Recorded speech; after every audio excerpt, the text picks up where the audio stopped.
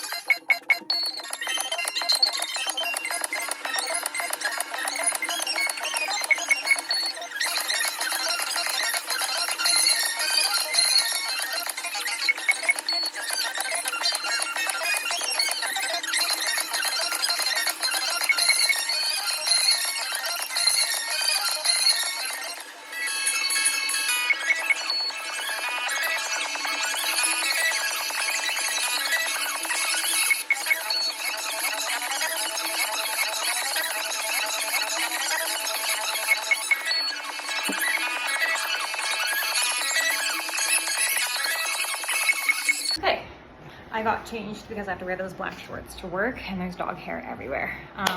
Really glad I did not go up on weights, that I stayed at the 10 pounds because there were quite a few exercises that I actually did to failure in a good way. Challenge my muscles to the point they can get to. Another thing I kind of want to mention about today is I'm kind of having like a very prolonged anxiety attack where I really feel like I just want to stay in a ball and cry and like really increased heart rate and like kind of like I want to be physically like I just want to like stay still. And in the past, like maybe 6 or so years ago, that would 100% trigger a binge, almost like for energy as well as for numbing out, like just like I've got this unexplained panic, let me stuff it down with food. Where then I would either go to work feeling ill and awful and guilty, or I would call out from work and keep binging.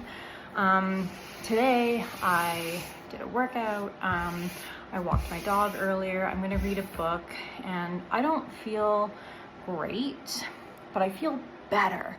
I feel better after doing that, and it's come down from like an 80 to like a 65. And why I'm telling you this is because one thing I learned in my healing journey and that I tell all my clients is that nothing is gonna feel like binging feels or like restricting feels or whatever your go-to symptom is. Nothing's gonna be as good as that. Nothing's gonna take your anxiety or your emotions from 100 to 0 like your symptom does. So sometimes people will like incorporate these coping mechanisms and like, it doesn't work, I still feel it. Yeah, you're gonna feel it. The point is to keep incorporating mechanisms. It might take 1 or 3 or 7, and it might only bring it down to a 50 or 40 or 30. And when you get it down to that point where it's manageable and you can sit through it and get to the other side, because it does end, it will end, that's when you know you're getting stronger. And it's a shitty feeling, it's uncomfortable, and it's really, really hard.